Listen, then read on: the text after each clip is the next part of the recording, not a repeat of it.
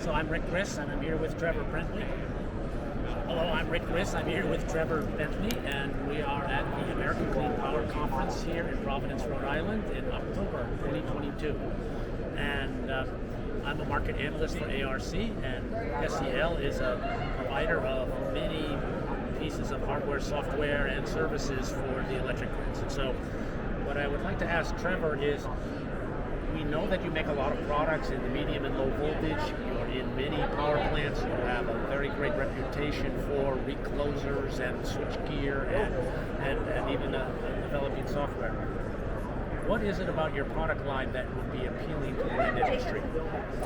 So one of the things that we specialize in is protective relays, as well as the automation and control communication hardware, and then, like you said, the software. So we've got projects that we're taking our protective relays, implementing them in GIS switchgear on offshore substations, but then we're also including the communication equipment and then the engineering to go behind the relay settings, the controls, the automation and SCADA integration, as well as cybersecurity hardening, things like that for all the electronic devices within the substation.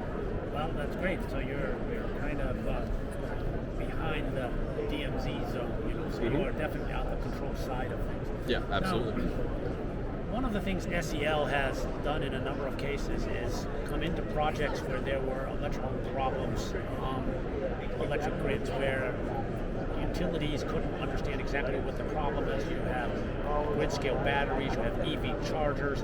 You get into situations where there's a complicated interaction of control systems between inverters and different entities on the grid. Some of that is harmonics, some of that is voltage control.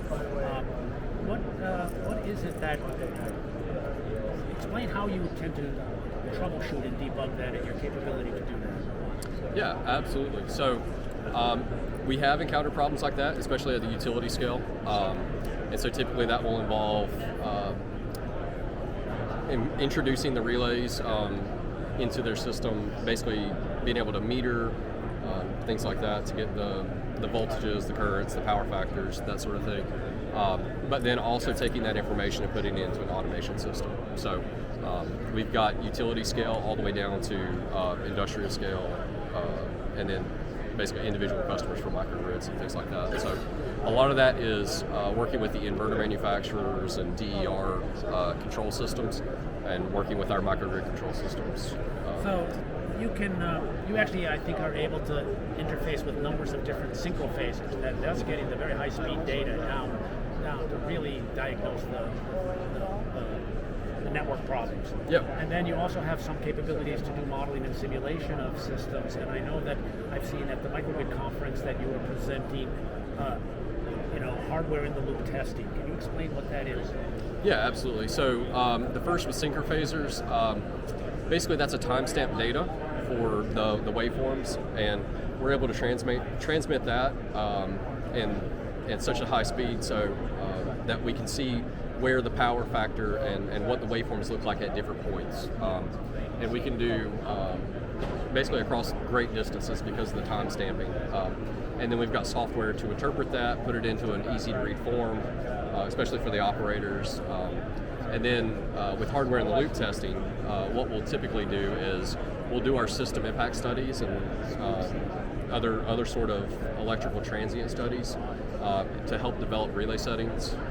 And then we can take those relay settings, put them into our actual hardware, and then run it in a hardware in the loop case where we're using real-time digital simulators, what we call RTDS, to play back these events and these faults and things like that to see how the relays will actually handle it. See, that's interesting. Our utility recently discovered that we had an incorrect setting in one of our reclosers, and that recloser impacted when a trip occurred in another circuit, another fuse. All right? Mm-hmm. So the fuse was blowing at the wrong time, or the recloser was blowing before the fuse, and we never knew that because we never modeled and simulated that. Had we been able to model and simulate that ahead of time, we might have actually got the correct settings in this recloser and have the proper behavior between fuses and reclosers for protection. Yeah, absolutely. And in the protection group that we've got, that's what we specialize in, is the relay system protection. And so we do things like transient studies. We also do power system fault, short circuit studies. And so that's something that we can definitely handle. And that's working with the customer, whether that's a utility, industrial customer. We would take the system information, model that, place faults at various locations within the system, and make sure that everything coordinates properly. So I've seen your equipment physically in numbers of solar fields and battery projects. All right, your equipment is often shown in 19-inch racks and equipment coming in here. So how does that translate to the larger transmission side substations? Are you trying to basically get a larger piece of the higher voltage segment? Yeah, so we actually have a pretty large integration into high voltage systems as well, and it's using a lot of those same 19-inch rack-mounted relays.